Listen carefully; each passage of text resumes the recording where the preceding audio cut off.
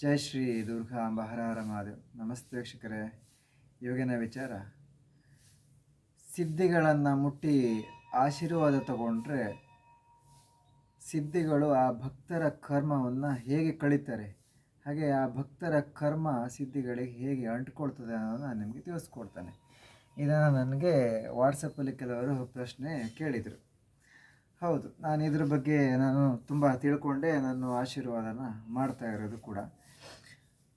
ನಾವೊಂದು ಭಕ್ತರು, ಒಂದು ಆರೋಗ್ಯ ಸಮಸ್ಯೆ ಇರೋರು, ಏನೇ ಒಂದು ಮೈಕೈ ನೋವು ಇರೋರು, ಅಥವಾ ಒಂದು ರೋಗ ರುಜಿನಗಳಿರೋರು, ಅಥವಾ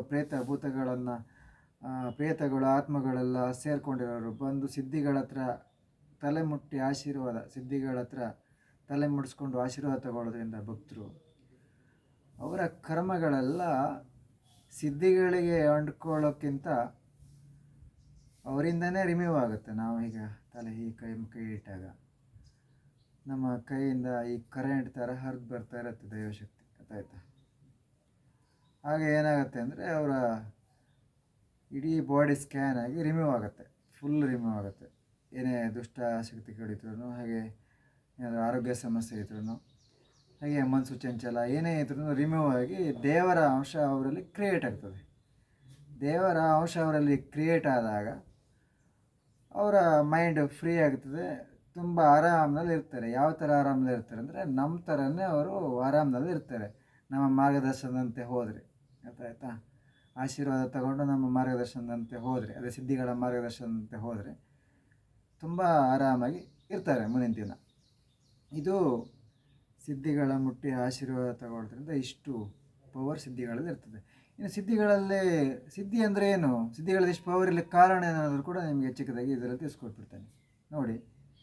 ಸಿದ್ಧಿಗಳು ಬೇರೆ ಅಲ್ಲ, ದೇವರು ಬೇರೆ ಅಲ್ಲ.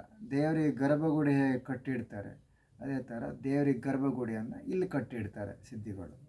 ಈಗ ಒಂದು ಆಹಾರ ಪದ್ಧತಿ ಆಗಿರ್ಬೋದು, ಒಂದು ಏನೇ ತಿನ್ನೋದನ್ನು ಸಿದ್ಧಿಗಳು ಯೋಚನೆ ಮಾಡಿನೇ ತಿಂತಾರೆ. ಹೌದು, ನಾನೇನೇ ತಿಂದ್ರೂ ಅದು ದೇವರಿಗೆ ತಗೊಳ್ತಾ ಇದ್ದೀನಿ, ದೇವರಿಗೆ ತಿನ್ನಿಸ್ತಾ ಇದ್ದೀನಿ ಅಂತ ತಿಳ್ಕೊಂಡು ತಿನ್ನಿಸ್ತಾರೆ. ಅರ್ಥಾಯ್ತಾ?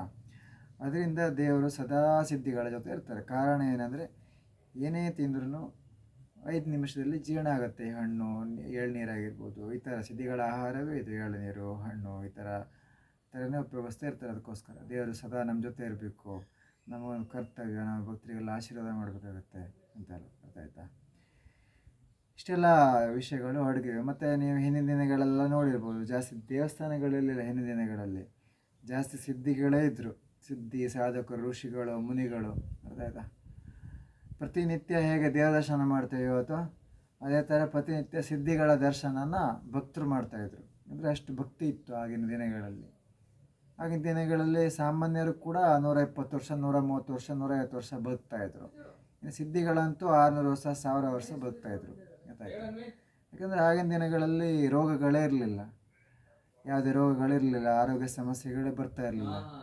ಯಾಕಂದರೆ ಇವತ್ತಿನ ಮನಸ್ಸಿಗೆ ಬಂದಿದ್ದು ತಿಂತಾರೆ, ಮನಸ್ಸಿಗೆ ಬಂದಿದ್ದು ಮಾಡ್ತಾರೆ, ಏನೇನೋ ಮಾಡಿಕೊಂಡು ಅವ್ರ ಆರೋಗ್ಯನ ಕೆಡಿಸ್ಕೊತಾರೆ. ಅರ್ಥಾಯ್ತಾ? ಅದರಿಂದ ಇಷ್ಟೆಲ್ಲ ಆರೋಗ್ಯ ಸಮಸ್ಯೆಗಳು ಜನರಿಗೆ. ಇಲ್ಲ ಅಂದರೆ ಈ ಥರ ಸಮಸ್ಯೆನೇ ಬರ್ತಾ ಇಲ್ಲ. ಮತ್ತು ಇವತ್ತಿನ ಜನ ಸಿದ್ಧಿಗಳು ಅಂದರೆ ಅವರಿಗೆ ನಂಬುವಂತಹ ಮನಸ್ಥಿತಿ ಇರಲ್ಲ.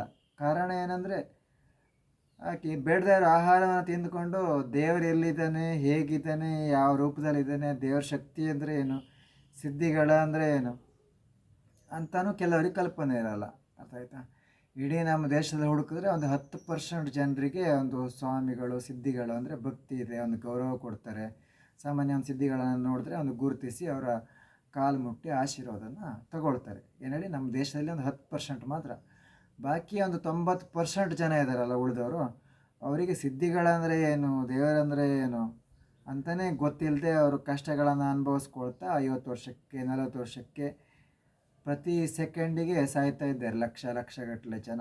ಸರಿನಾ? ಪ್ರತಿ ಸೆಕೆಂಡಿಗೆ ನಮ್ಮ ದೇಶದಲ್ಲಿ 1 ಲಕ್ಷಗಟ್ಟಲೆ ಜನ ಸಾಯ್ತಾ ಇರ್ತಾರೆ. ಗೊತ್ತಾಯ್ತಾ? ಅಷ್ಟೇ ಜನ ಹುಡ್ತಾನೂ ಇರ್ತಾರೆ. ಯಾಕಂದರೆ ದೇವರ ಸೃಷ್ಟಿನೇ ಹಾಗೆ, ದೇವರ ನಿಯಮನೇ ಹಾಗೆ. ಇನ್ನು ಸಿದ್ಧಿಗಳು ಕೂಡ ಹಾಗೇ. ಈಗ ನನಗೆ ನಿಜ ಹೇಳ್ಬೇಕಂದ್ರೆ ಎಷ್ಟೋ ಜನ ಹೇಳ್ತಾರೆ, ನಮ್ಮನ್ನೆಲ್ಲ ಹೇಳ್ತಾರೆ, ಏನು ದೇವಸ್ಥಾನ ತಿರುಗ್ತೀಯಾ, ಸಿದ್ಧಿ ಮಾಡ್ತೀಯಾ, ಆಶೀರ್ವಾದ ಮಾಡ್ತೀಯಾ, ನಿನ್ಗೆ ಯಾಕೆ, ನಿನ್ನನ್ನು ನೋಡ್ಕೊಂಡು ನೀನು ಇರೋಕ್ಕಾಗಲ್ಲ, ನಿನಗೆ ಯಾಕೆ ಬೇರೆ ಸಹವಾಸ, ಈ ಥರ ಎಲ್ಲ ಕೆಲವೊಮ್ಮೆ ನಮ್ಮ ತಂದೆ ತಾಯಿನೇ ಪ್ರಶ್ನೆ ಮಾಡಿದ್ದೆಲ್ಲ ಇದೆ. ಗೊತ್ತಾಯ್ತಾ? ಅದಕ್ಕೆಲ್ಲ ನಾವು ಏನು ಉತ್ತರ ಕೊಡೋಕ್ಕೆ ಹೋಗಿಲ್ಲ, ನಾವು ಮೌನವಾಗಿರೋದು ಅಷ್ಟೇ. ಮತ್ತು ಅವ್ರಿಗೆ ಉತ್ತರ ಕೊಟ್ಟು ನಾವು ಗೆಲ್ಲಕ್ಕೂ ಆಗಲ್ಲ, ಅವರಿಗೆ ನಮಗೆ ನೋವು ಮಾಡೋಕ್ಕೂ ಇಷ್ಟ ಇರಲ್ಲ. ಅದಕ್ಕೋಸ್ಕರ ಈ ಥರ ನನ್ನ ವಿಷಯದಲ್ಲಿ ನಡೆದಿತ್ತು. ಯಾಕಂದರೆ ಅವ್ರಿಗೆ ಕಲ್ಪನೆ ಇರೋದಿಲ್ಲ, ಒಂದು ಸಿದ್ಧಿ, ಹೌದು ನನ್ನ ಮಗ ಒಂದು ದೇವರ ಕೆಲಸ ಮಾಡ್ತಾಯಿದ್ದಾನೆ, ನನ್ನ ಧರ್ಮದ ಕೆಲಸ ಮಾಡ್ತಾಯಿದ್ದಾನೆ, ಇಷ್ಟೆಲ್ಲ ಜನರಿಗೆ ಒಳ್ಳೆಯದಾಗುತ್ತೆ ಮಗನಿಂದ ಅನ್ನೋದು ಅವ್ರಿಗೆ ಕಲ್ಪನೆ ಇರದೇ ಇರ್ಬೋದು, ಅಥವಾ ಇರಲೂ ಇರ್ಬೋದು. ನಮ್ಮ ಬಿಟ್ಟು ಹೋಗ್ಬೋದೇನೋ ಮಗ ಅಂತಲೂ ತಿಳ್ಕೊಂಡಿರ್ಬೋದು. ಅರ್ಥ ಆಯ್ತಾ? ಸಿದ್ಧಿ ಮಾಡೋದ್ರಿಂದ ತಂದೆ ತಾಯಿಗೂ ಒಳ್ಳೆಯದಾಗ್ತದೆ, ಗೊತ್ತಾ ನಿಮಗೆ? ತಂದೆ ತಾಯಿಗೆ ಯಾವುದೇ ಸಮಸ್ಯೆ ಬರದೇ ಇರೋ ಥರ ನಾವು ಕೇಳ್ಕೊತೀವಲ್ಲ ಮಕ್ಕಳು, ದೇವರ ನನ್ನ ತಂದೆ ತಾಯಿಗೆ, ನನ್ನ ತಂಗಿಗೆ ಅಥವಾ ನಮ್ಮ ಕುಟುಂಬದವರಿಗೆ ಯಾವುದೇ ರೀತಿಯ ಸಮಸ್ಯೆ ಬರಬಾರ್ದು ಅಂತ ನಾವು ಹೋದರೆಲ್ಲ ಕೇಳ್ಕೊತೀವಿ ಅಲ್ವಾ? ಅದರಿಂದ ಅವ್ರಿಗೆ ಸಮಸ್ಯೆ ಬರಲ್ಲ, ಅವ್ರಿಗೆ ಅದು ಕಲ್ಪನೆಗೆ ಬರಲ್ಲ ಅಂತ ಅನಿಸುತ್ತೆ. ಸರಿ, ಯಾಕೆ ವಿಚಾರ ತಗೊಂಡೆ ಅಂದರೆ ಈ ಥರ ತುಂಬ ಜನ ಲೈಫಲ್ಲಿ ಆಗಿರುತ್ತೆ. ಮೊದಲಿನ ದಿನಗಳಲ್ಲಿ ನಿಮ್ಗೆ ಗೊತ್ತಾ, ಮನೆಗಳನ್ನು ತಂದೆ ತಾಯಿನೆಲ್ಲ ಬಿಟ್ಟು ಸಂಚಾರದಲ್ಲಿರ್ತಾಯಿದ್ರು. ಆಗ ಬಸ್ ಇಲ್ಲ, ಟ್ರೈನ್ ಇಲ್ಲ. ಒಂದು ಸಲ ತಂದೆ ತಾಯಿ ನೋಡಬೇಕು ಅಂದರೆ ಎಷ್ಟೋ ದೂರದಿಂದ ನಡೆದೇ ಬರಬೇಕು. 15 ದಿನ 20 ದಿನ ಆಗುತ್ತೆ ನಡೆದು ಬರಬೇಕು ಅಂದರೆ, ತಂದೆ ತಾಯಿ ನೆನಪು ಅಂದರೆ. ಅರ್ಥ ಆಯ್ತಾ? ಆ ಥರ ಶಂಕರಾಚಾರ್ಯ ಕಾಲದಲ್ಲೆಲ್ಲ ಆ ಥರನೇ ಮಾಡಿರೋದು ಪಾಪ ಅವರು. ಅಷ್ಟೆಲ್ಲ ಭಾರತ ದೇಶ ಸುತ್ತಿ 2-3 ಸಲ ಭಾರತ ದೇಶನ ಸುತ್ತಿ ಎಲ್ಲ ಪೀಠಗಳನ್ನು ಸ್ಥಾಪನೆ ಮಾಡಿ, ಆಮೇಲೆ ಮತ್ತು ತಾಯಿ ನೆನಪು, ತಾಯಿ ಕಷ್ಟಗಳೆಲ್ಲ ಅವ್ರು ಅರ್ಥ ಮಾಡಿಕೊಂಡು ಮತ್ತೆ ತಾಯಿನ ಭೇಟಿ ಮಾಡಿ ತಾಯಿ ಸೇವೆ ಕೂಡ ಮಾಡಿ ಅವರು ಎಷ್ಟೆಲ್ಲ ಸಾಧನೆ ಮಾಡಿ ಹೋಗಿದ್ದಾರೆ. ಈಗಿನ ದಿನಗಳಲ್ಲಿ ಹಾಗಲ್ಲ. ಒಂದು ಸಿದ್ಧಿ ಮಾಡಬೇಕು, ಒಂದು ದೇವಸ್ಥಾನ ಹೋಗಬೇಕು, ಒಂದು ದೇವ್ರ ದರ್ಶನ ಮಾಡಬೇಕು ಅಂದರೆ ಬಸ್ ಇದೆ, ಟ್ರೈನ್ ಇದೆ, ವಿಮಾನವೂ ಇದೆ, ದುಡ್ಡಿದ್ರೆ. ದುಡ್ಡಿಲ್ಲ ಅಂದರೆ ಏನು ಮಾಡೋಕ್ಕಾಗುತ್ತೆ? ನಡ್ಕೊಂಡು ಹೋಗ್ಬೇಕಾಗತ್ತೆ. ಅರ್ಥ ಆಯ್ತಾ? ಕೆಲವರು ಇವತ್ತಿಗೂ ಪಾಪ ನಡ್ಕೊಂಡು ಬರ್ತಾರೆ ಸಿದ್ಧಿಗಳೆಲ್ಲ. ಓಕೆನಾ? ಇದು ವಿಚಾರ. ಸಿದ್ಧಿಗಳ ಕಾಲು ಮುಟ್ಟಿ ಒಂದು ಆಶೀರ್ವಾದ ತಗೊಳ್ಳೋದ್ರಿಂದ ಸಿದ್ಧಿಗಳಿಗೆ ಕರ್ಮ ಹೀಗೆ ಅಂಟುಕೊಳ್ತದೆ. ಯಾಕಂದರೆ ಅವರು ದೇವರ ಸಮ ಆಗಿರ್ತಾರೆ. ಅದಾಯ್ತಾ ಅಂತ ಹೇಳ್ತಾ ನಾನು ವಿಡಿಯೋನ ಮುಗಿಸ್ತೇನೆ. ಜೈ ಶ್ರೀ ದುರ್ಗಾಂಬ, ಹರ ಹರ ಮಹಾದೇವ. ನಮಸ್ತೆ ವೀಕ್ಷಕರೇ.